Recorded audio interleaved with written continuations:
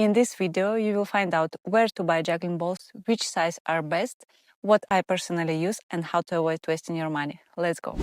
In case you don't know me, my name is Catherine Niki. I am a former Cirque du Soleil artist and world record Guinness holder in juggling. I teach people all around the world through my social media and my online juggling course. Let's go back to the video. I get tons of questions about juggling balls, so I decided to make this video to share everything I learned over the years. Just a quick note. This is my personal experience with juggling balls and brands I used over the years. There is for sure other good companies, but I haven't tried them. Alright, let's get started. There is two basic materials for juggling balls: rubber and silicone. Rubber balls I used from the beginning of my career, back when I performed with rollerblades. They worked perfect for me. First, it's cheap. Second, it lasts forever. Maybe with the years, you can have, for example, 65 millimeters, and over the years you have 62. It's because it's always damaged with the angles, and slowly the material gets off. But the bounce is good, the quality is good, so I don't have any questions about rubber balls. So for me, I didn't feel like to buy silicone balls to spend a lot of money, because rubber balls was working perfect for me. Plus, they are good to practice outside because they are not so fragile and not so expensive, so you don't feel so bad inside that you're juggling outside and maybe you are losing them or break them. I buy the rubber balls from a company called Juggling. They're based in Italy. I will leave the link in the description. And just a small bonus, if you use Niki in the checkout, you will get 10% off all juggling equipment. But when I started to work on my act with V-table, I found out that the noise was too loud. And I started to search how I can fix this problem, and I found out that silicone balls are more quieter and more softer the material. Plus, on an angle, rubber and silicones, they have a different angle, but the bounce are the same. So for me, silicone balls works better.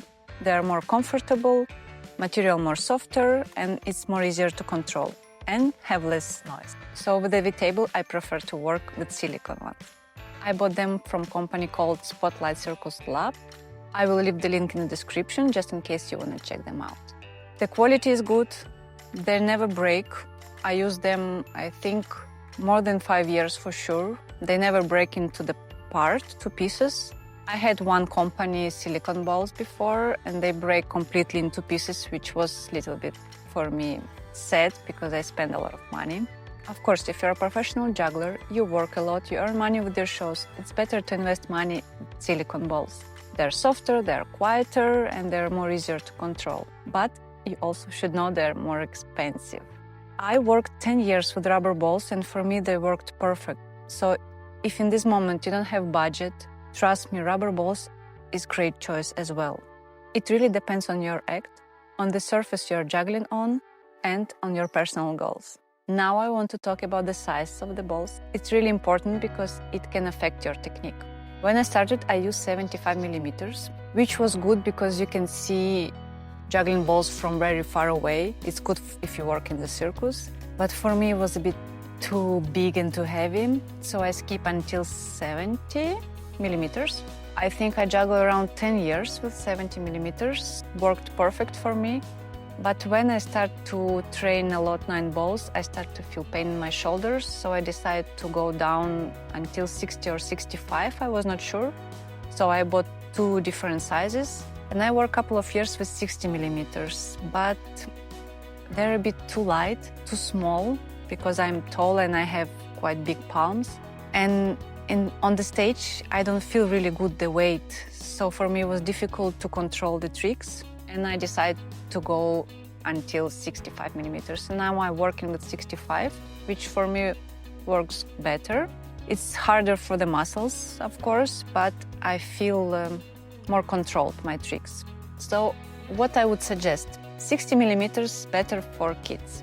For adults, it's better to take 65 or even more if you're taller or you have big palms. Go maybe until 70 or even 75. But of course, you need to try it.